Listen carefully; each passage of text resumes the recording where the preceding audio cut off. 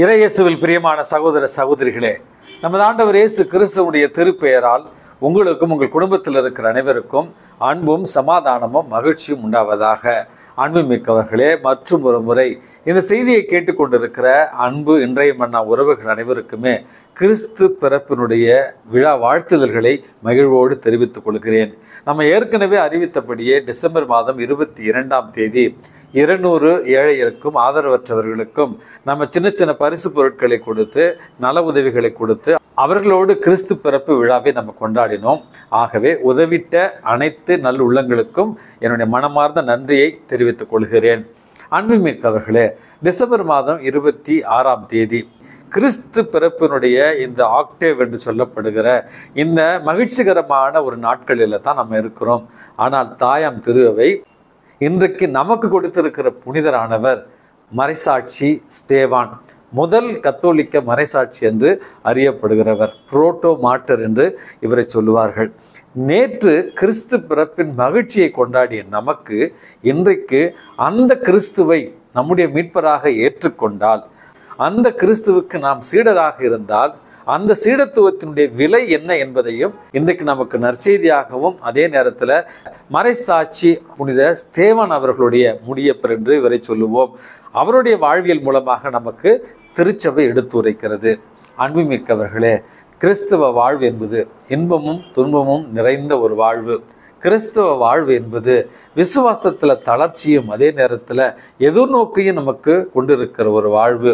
கிறிஸ்து பிறப்பு என்பது கிறிஸ்து ஏழ்மையில எளிமையாக பிறந்தாலும் நமக்கு வாழ்வையும் வளமையையும் தரக்கூடியவர் என்பதையும் உணர்ந்து கொள்ளத்தான் இந்த புனித ஸ்தேவானுடைய வாழ்வு நமக்கு அழைப்பு விடுக்கிறது. அன்புமிக்கவர்களே, பல்வேறு நேரங்களில், இன்பமான நேரங்களில், மகிழ்ச்சியான தருணங்களில் கடவுளுக்கு நன்றி சொல்ல மறக்கிற நாம், அல்லது அந்த நேரங்களிலெல்லாம் கடவுளை மறந்து போகிற நாம், வாழ்க்கையில் சின்ன துன்பங்கள் ஏற்பட்ட உடனேயே கடவுளுக்கு எதிராக முணுமுணுக்கிற அல்லது கடவுளை மறந்து போகிற ஒரு சூழல்ல தான் நம்ம இருக்கிறோம். அப்படிப்பட்ட ஒரு வாழ்வாக இருக்கக்கூடாது என்பதையும் இந்த மறைசாட்சி புனித ஸ்தேவான் அவருடைய வாழ்வு நமக்கு உணர்த்துகிறது. புனித ஸ்தேவானுடைய வாழ்வு என்பது கிபி 5ஆவது ஆண்டுல தொடங்கியதாகவும் கிபி 35ஆவது ஆண்டுல அவர் மறைசாட்சியாக கொலை செய்யப்பட்டார் என்றும் அவருடைய வாழ்க்கையை திருத்துதர் பணிகளில் நம்ம வாசிக்கிறோம். அன்புமிக்கவர்களே, இயேசுவை போல இவரும் பொய்யாக குற்றம் சாட்டப்படுகிறார். இயேசுவை போல இவர் பகைவர்களை அன்பு செய்கிறார். இயேசுவை போல பகைவரை மன்னிக்கிறார். கடைசியில் இயேசுவை போல எல்லா நேரங்களிலும் இறை வேண்டலில் இறக்கும் தருவாயிலும் தந்தையாகிய கடவுளிடத்துல அழகான ஒரு ஜெபத்தை ஏறெடுத்து தனக்கு எதிராக குற்றம் சாட்டியவர்களை, தன்னை தண்டிப்பவர்களை, தன்னை கொலை செய்பவர்களை மன்னித்து மறைசாட்சியாக மரணித்திருக்கிறார் புனித ஸ்தேவான். ஸ்தேவான், ஸ்டீவன் அப்படி என்றால் மணிமுடி என்று சொல்லுகிறார்கள். அதனால தான் ஸ்தேவானை தமிழில் முடியப்பர் என்று சொல்லுவார்கள். முடி என்பது மகுடம் அல்லது கிரீடம் என்பது தான் பொருள்.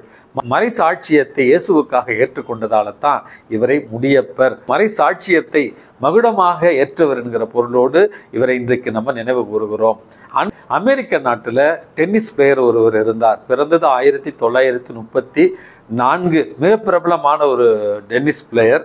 அவருடைய பெயர் ஆர்த்தர் ஆஷே அப்படி என்று சொல்லுவார்கள்.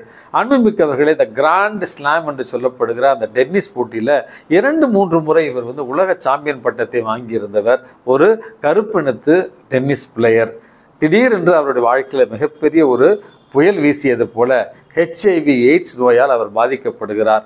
அப்பொழுது அவரிடத்தில் சென்ற நிருபர்கள், நீங்க உலக சாம்பியன், ஒரு நல்ல கிறிஸ்தவர், ஆனால் இப்பொழுது திடீரென்று உங்களுக்கு இந்த HIV எய்ட்ஸ் நோய் வந்திருக்கிறதே, மரணித்து கொண்டிருக்கிறீர்கள், மரணத்தை தழுவ இருக்கிறீர்கள், இதை பற்றி நீங்கள் என்ன நினைக்கிறீர்கள் என்று கேட்கிற நேரத்தில் அவர் சொன்ன ஒரு வாக்கியம் என்னவென்றால், நான் இந்த உலகத்தில் ஏன் பிறக்க வேண்டும் என்று நான் கடவுளிடத்தில் கேட்கவில்லை.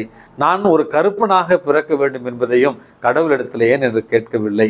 நான் ஒரு ஆணாக பிறக்க வேண்டும் என்பதையும் கடவுளிடத்தில் ஏன் என்று நான் கேட்கவில்லை.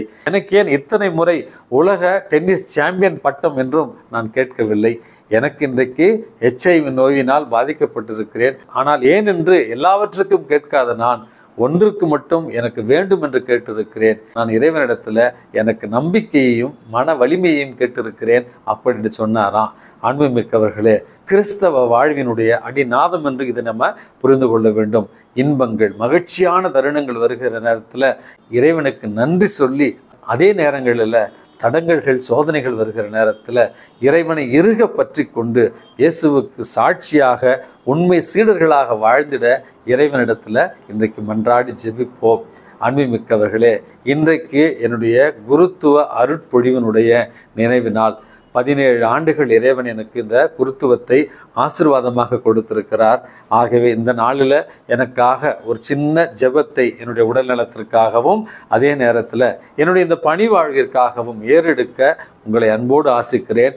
எனக்காக ஜெபித்து எனக்கு உதவிட உங்களை அன்போடு கேட்டுக்கொள்கிறேன். எல்லாம் வல்ல இறைவன், தந்தை, மகன், தூய ஆவி உங்களையும் உங்கள் குடும்பத்தில் இருக்கிற அனைவரையும் நிறைவாக ஆசீர்வதித்து பாதுகாத்து வழி நடத்துவாராக. ஆமேன்.